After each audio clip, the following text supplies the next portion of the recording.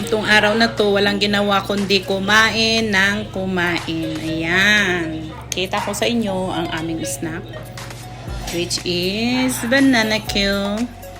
A bit later, magluluto ulit sila ng pansit bihon. Long life.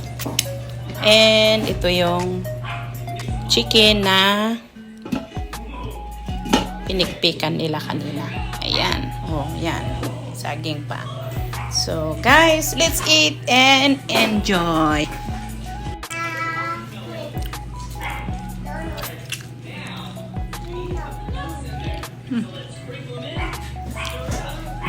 Habang may time, kumain ng kumain. Kasi, pagbalik na sa trabaho, magkakayo na naman tayo ng bonggang-bongga.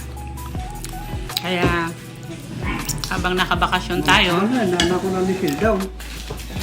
kain lang tayo ng kain. So, enjoy!